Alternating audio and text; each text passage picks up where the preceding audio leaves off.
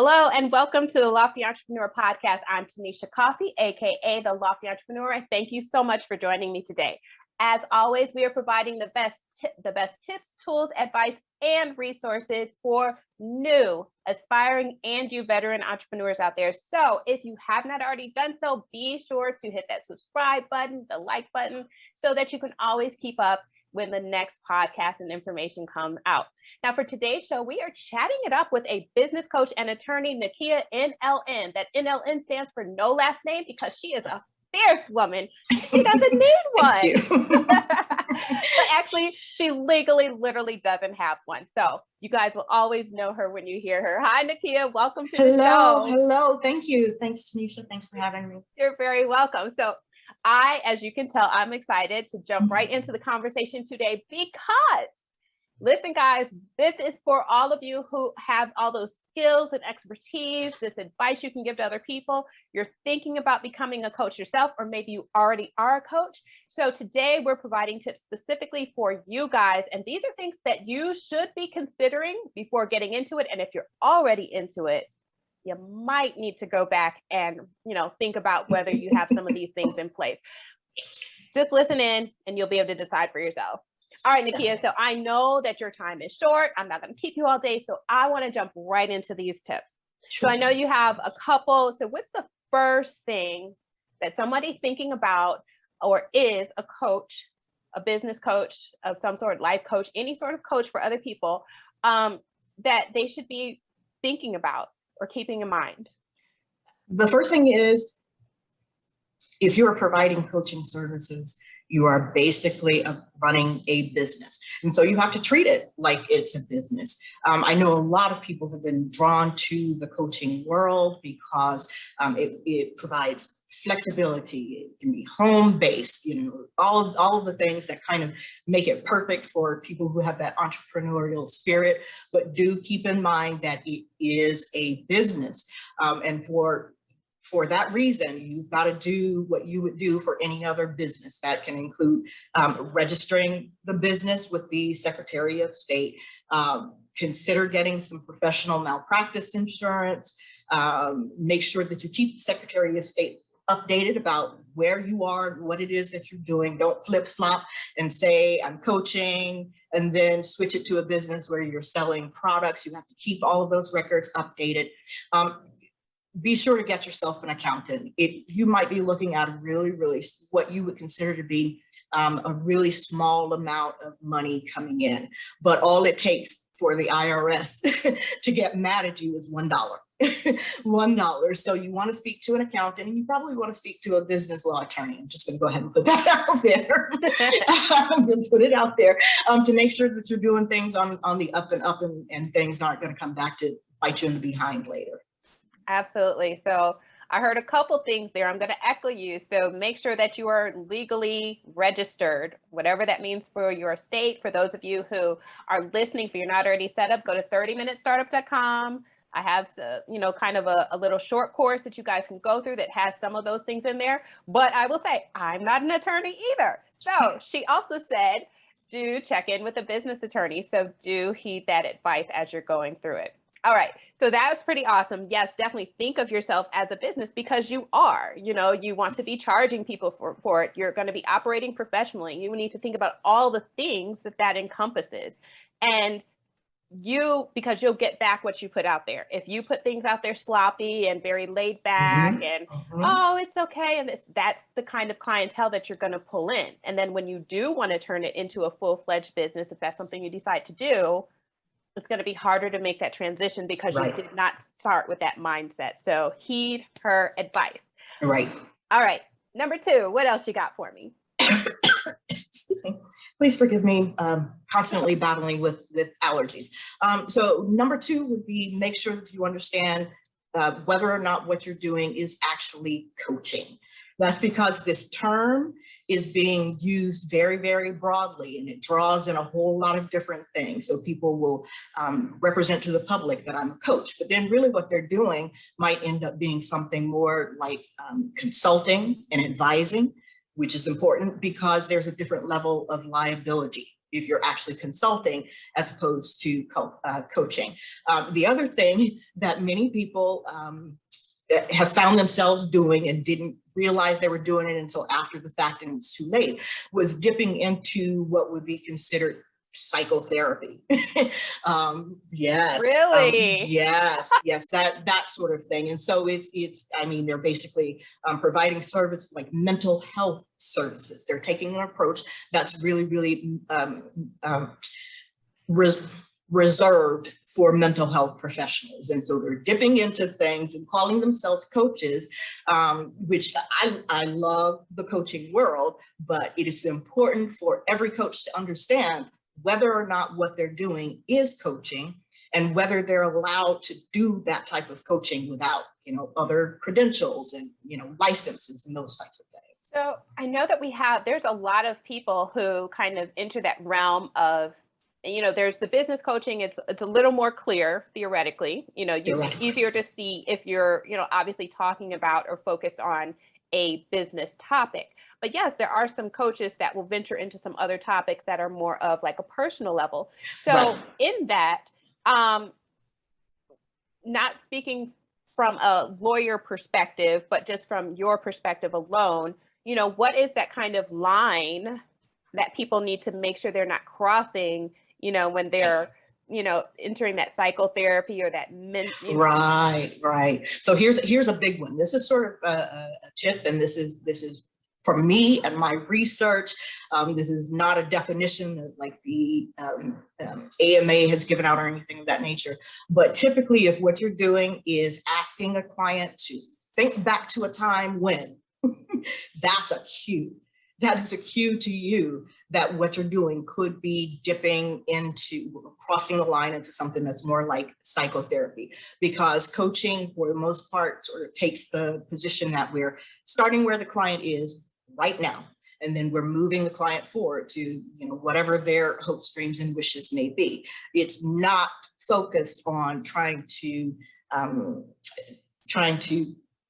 help with past hurt, past trauma. It's not even dealing that much with, baggage that you've brought along. It's really, where are you now? So anytime that you find yourself really asking the client to dig into past trauma, when you're trying to analyze what got them to the point where they are now, you might be doing psychotherapy.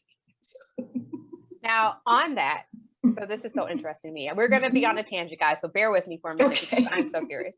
Okay, so on something like that, I mean, obviously you can, in my mind, which could be right or wrong, you can ask somebody, to say, hey, think about, like, on their own, think about why is that or why, and not cross that line potentially. But if you're literally trying to work through it with them, in my mind, that would be like that crossing the line. Like you can put something out there, like think about, was there something that happened when you were, younger that made you be fearful of being on stage, I would be cautious of that. Oh, I would be cautious of that. I think your best bet, and again, this is a personal perspective. I'm an attorney. It's hard for me to shut down my law because it's always going beep, beep, beep, beep. Your best bet is probably to say something more along the lines of, think of how this situation makes you feel. You really want to try to keep it in the current context, in the context of the present, moving forward to where they're trying to get. But too much conversation about the past and how you got to where you are is where you're getting into analyzing those past traumas, that past hurt, that sort of thing. All right, guys. So I stand corrected. That rule of thumb, that recommended rule of thumb, of course, do what you want to do, but that recommended rule of thumb is focus on the present and moving forward. And you're more likely to be okay and not, skirting that kind of potential realm of not doing coaching, but doing some other types of things, which you may not have the credentials to do. Now, for those who do have those credentials, then more power to you, go for it. But, okay, so keep that in mind. All right, I'm off the tangent, back on. All right, so for Okay, so for the other coaches, what else should they be thinking about as they're structuring their practice, as they're putting it together? You know, what should they be thinking about? Well, you're always going to be thinking about all of those potential gotchas, things that could jump out at you as a business owner, regardless of what kind of business you're doing, but especially if it's a service-based business. It's a little bit different from products-based businesses. So you have to think ahead. You have to think proactively. Attorneys oftentimes say prophylactically. So it's not reactive. It's you in order to be in control of your future, you at least have to really, really think about what your future could hold and how you're going to handle it if something shows up. And that includes, are you considering hiring independent contractors or employees? You need to know the difference because there's a huge difference. Oftentimes people hire people and they say, okay, well, this person is part-time, et cetera, et cetera. I'm going to, give them a 1099. Let's call them an independent contractor.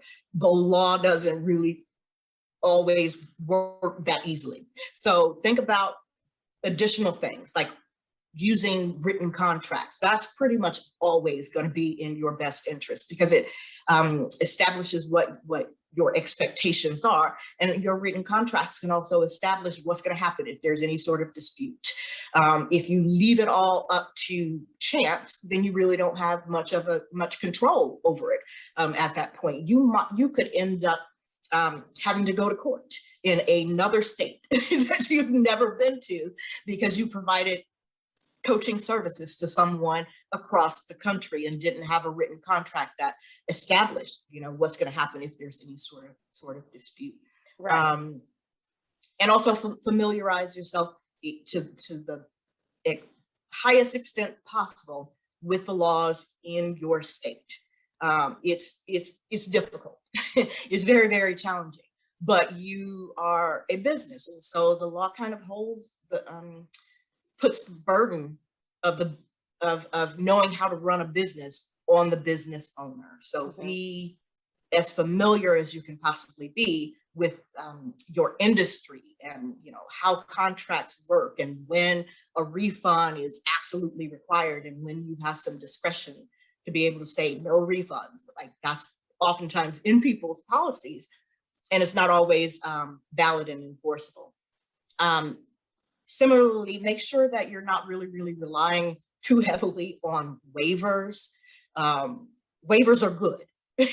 And under most circumstances, you should have waivers in your contract, but know the extent of what the waiver can protect you from.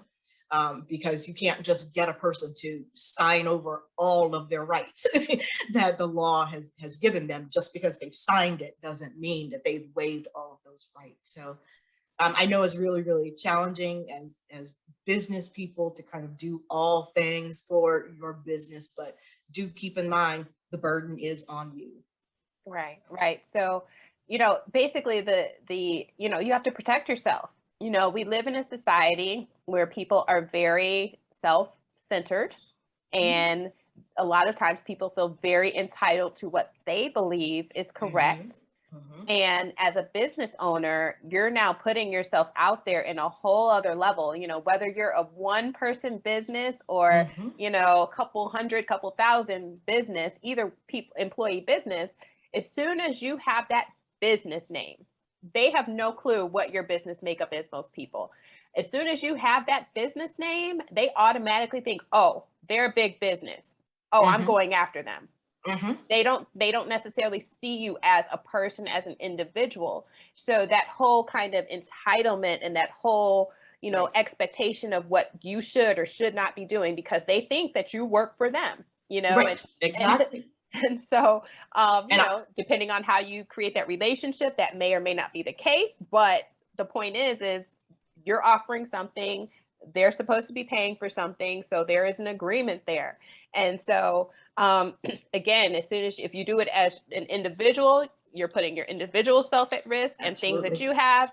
But then if you do it as a business, people still, like I said, look at you differently. Absolutely. And so you have to basically prepare to protect yourself. Think of all the ways that somebody could, for going to extremes, destroy your life. Right. How could they destroy your life? What things could people do to destroy your life if if something goes wrong with whatever you're offering for your business? And I will go ahead. I will piggyback off of that. You really, I love the way that you've characterized that. I'm going to give like one example without discussing actual details.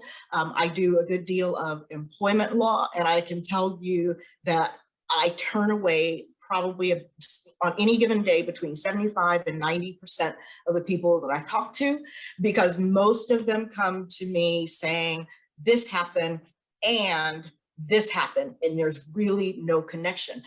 And for example, I am a woman and I got fired. And so they want me to file a discrimination claim based on them being a woman. And so that's how a lot of your people outside of your organization are looking at your organization. If they see you, if they see anything that they feel you've done wrong or even not quite right, it's like those cartoons where the money signs pop up in their eyes, and they're thinking, oh, I'm going to get $1 million if I sue this person. So whatever you can do to protect yourself and like establish the guidelines of the working relationship on paper, in writing, is very much going to help protect you in the end, so that you don't find yourself involved in this huge lawsuit or something of that nature that's worth a whole lot more money than the contract was ever worth. Right. And I just want to say this because I realize, especially for excuse me, in this day and age with the economy the way it is, not everybody's pockets are as deep. Some people's are way deeper than they were a year ago. Some are not. Some are the same. No matter where you're at, the point is to do the most that you can. Right. So if you don't have the means to hire, a high-powered business attorney to look at everything, figure out a way where you can at least have a consultation to get some advice. Exactly. There's so many resources out there with the small business development centers and other local organizations that have accesses. In some places, there are even nonprofits that offer free legal services. So you may have to apply for that, or there may be a small membership fee, but do the research, because there are ways to get somebody at least a little something from that legal eagle eye to help you to do better than you would if you did nothing.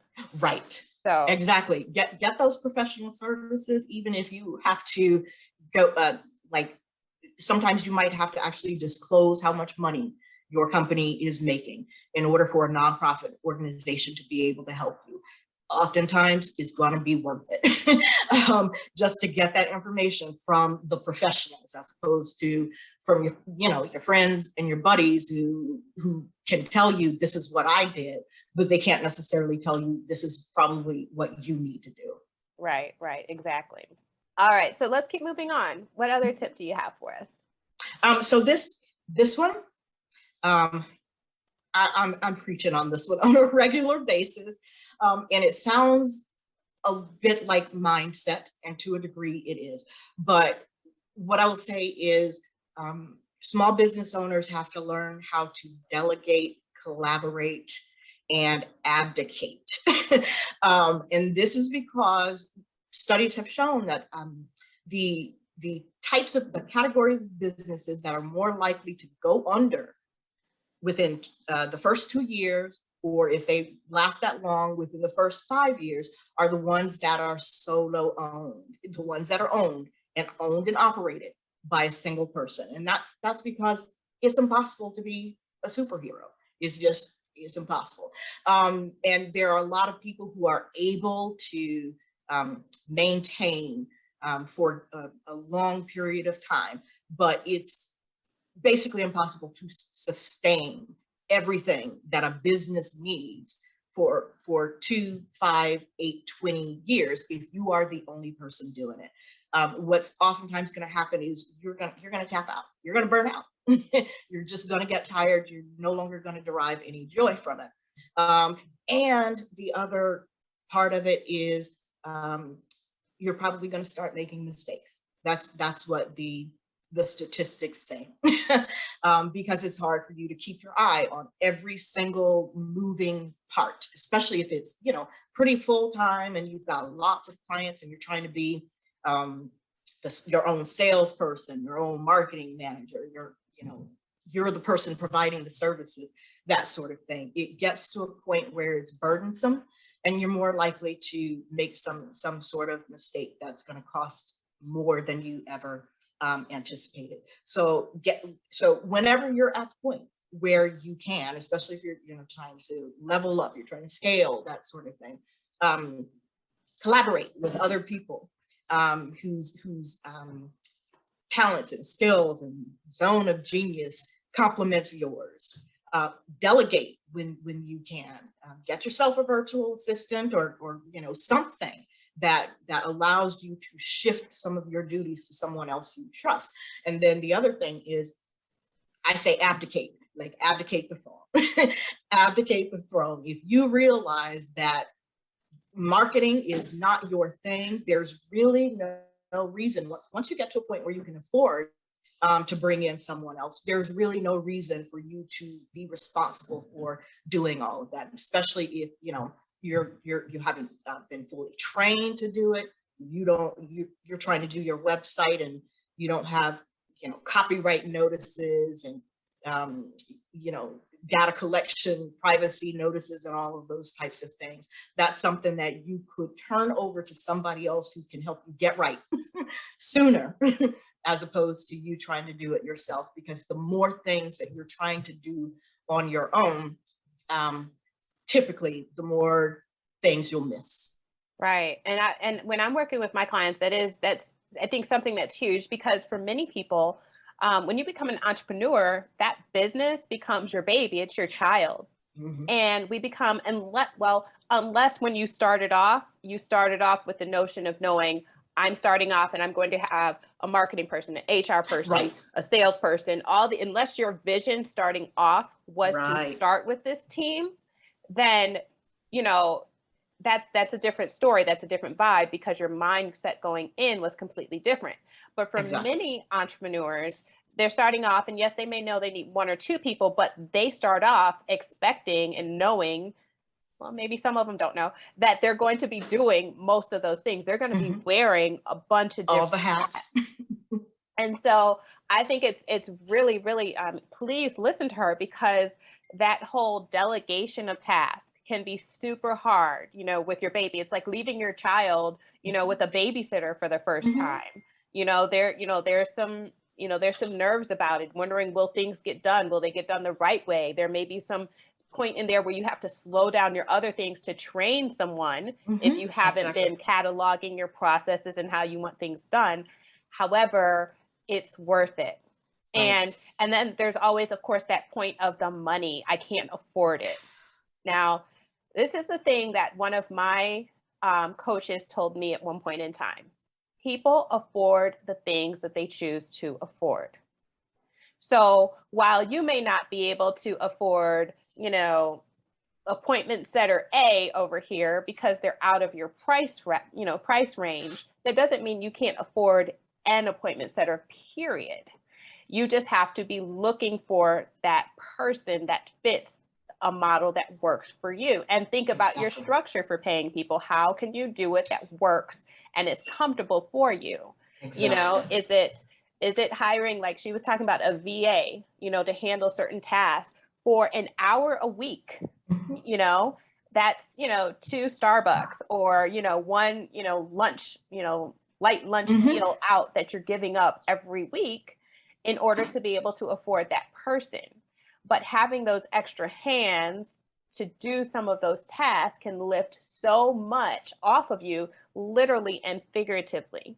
There's a weighing down that you feel when you're wearing all those hats. Think about it. Literally close your eyes and imagine if you had, 8 or 10 different hats literally on top of your head right now. you would start to feel that weight. But then as you begin to take some of them off, there's a release. And so what she's saying is allow yourself, and even if you're starting out, plan for that. If you can, plan for that going in. Budget for it. Yeah. You know, and go ahead. Oh, and I apologize for interrupting your flow, No, but exactly what you're saying. One of the other things that you can do, like you said, plan for it. There's sometimes you go into things thinking, oh, I'm going to be my own accountant. I'm going to be my own, tax person, whatever it is. So you might not have planned for it going in, but when you get to the point where you feel like it is a burden, then it's time to be considering shifting it to somebody else, because that's not why you became a business owner. That's not why you became that's not why you created that particular business. It was for whatever your services were. And if, being a bookkeeper is something that you have a passion for, then that should be part of your business. But if it's not something that you're good enough at and something that you enjoy doing enough to actually learn the ropes and start offering as a service for your business, then you probably should be thinking of it as, this is something I'm going to shift to somebody else, and start thinking about how quickly you want to do that. Because if you're wearing all of those hats and none of it really gives you any joy other than specifically providing your coaching services, then your business overall is eventually going to start feeling like a burden to you. And it's not worth it. It's not worth it. Right. And I also will say the other thing you can do is tap into the technology that's out there. There's a lot of different software out there that help with the automation of things to help you streamline some of your processes. So even if you're not at a place where you can afford to hire someone, a lot of services, have free levels of their services. They're at tons of different price points, for everybody. And so sometimes, you may have to say, oh, well, I really want this one, but I can't afford it. Okay. So you keep your eye on that until you can, but you go get the free one. So you have that automation to streamline your processes and help you to stay on top of things, especially if you're wearing all those hats. You need those, you need those CRM and productivity systems, so you can see everything in front of you, because it is so very easy. Because right now we're talking strictly about, just running your business, but then you have your life. Some people are parents, some people are, in relationships, some people are caring for their parents, everybody has something else that they're doing besides just running a business. And so you have to think about, I'm going to say this, nobody gets in a business because they just want to run a business. People are in business because they want to make money, but why do they want to make money? Because there's something else more that they want besides working. Right. So for somebody else. For somebody else. Yeah. So you have to, think about that as you're building your business, coaching practice or not, whatever type of business you're building, is what things can you put in place to make that business run smoother, so that you can focus on the thing that you want to do, make the money, so you can do the stuff that you really want to be doing. Exactly. Very cool. Very cool. Mic drop. Boom, there you go. Exactly. Oh my goodness. Well stated. I thank you so much. I've lost track. I think that was about 4 tips, but I'm not sure. Did I miss one? I don't know. I don't know how many. I've just got them written down here. The one last thing that I was going to say, I'll bring it back a little bit to credentials. Do make sure that if you are crossing over into any of those heavily regulated fields, heavily regulated industries, that you have the required credentials. I've seen people out there who are representing themselves as like legal coaches or mental health coaches.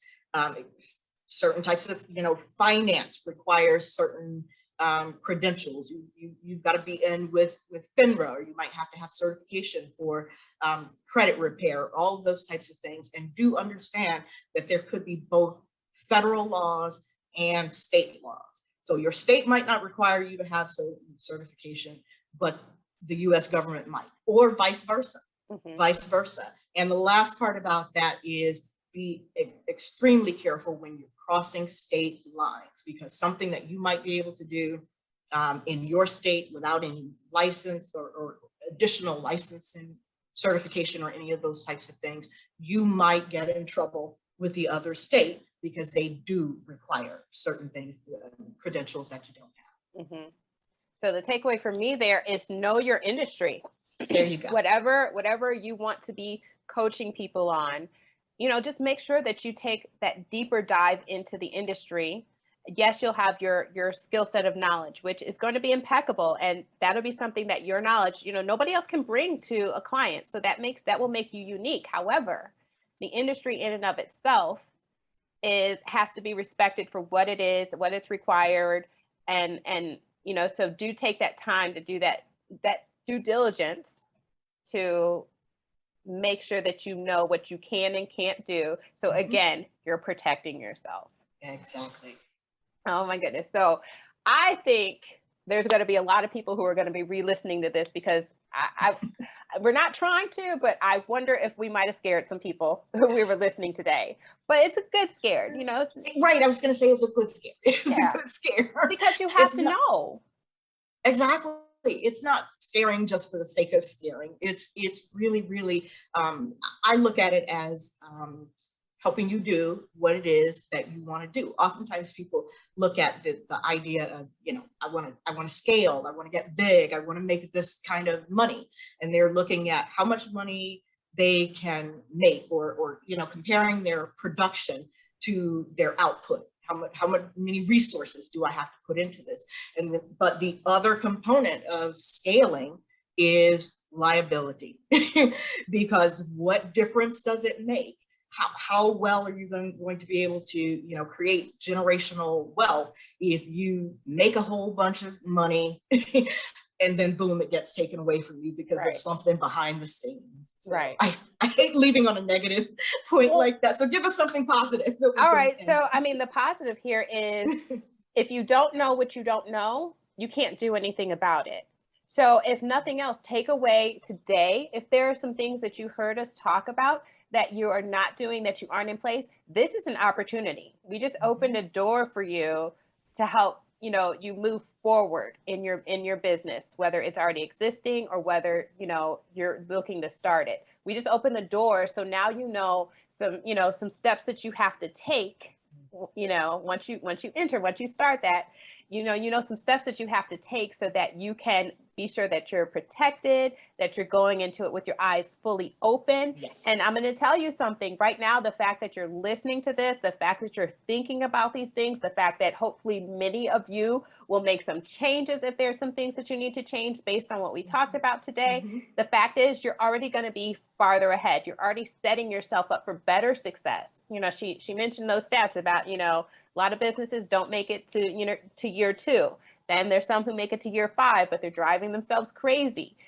You know this knowledge now. So if you guys are in that vein, in those windows, or even some of you may be past it and you're like, I don't know if I should be doing this anymore. Pay attention to what we said, because some of the things that we're talking about may help you to say, oh, that's why I don't have the joy I had before. Or, oh my gosh, I didn't think about that. I am trying to scale. Let me put this in place before I hit the go button on all those, you know, strategic plans that you were getting ready to launch. So that, you know, that's the up note for you, that, you know, you have more knowledge. Now it's up to you to go use it to your benefit.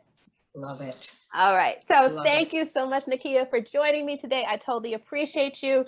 If people want to reach out to you, you know, get some more coaching from you from that perspective, what should they do? How should they reach out to you? The best way to reach me is by email. And I'm going to spell it out because it's a little bit long. It is ATTYNKIANLN@gmail.com. I almost said Yahoo. I don't know what, but at gmail.com. So feel free to reach out to me and you can take it from there. All right. So don't worry. I will put that information in the show notes or the description for the video for you guys so that you have it as well. So do listen in. I hope that today's show was valuable for you, that you got some great nuggets. Do share the show with some other people. Do let them know about what we're doing here at The Lofty Entrepreneur, and be sure to subscribe. So until next time, thank you, Nakia, for joining me today. Thank you for everybody for watching and listening. I'm Tanisha Coffey, aka The Lofty Entrepreneur. If you are a business owner who is looking to get some help with your business, your strategy for your business, then do reach out to me at theloftyentrepreneur.com. I'd love to chat with you and see if we're a good fit for me to assist you. All right, guys, talk to you later. Till next time. Bye.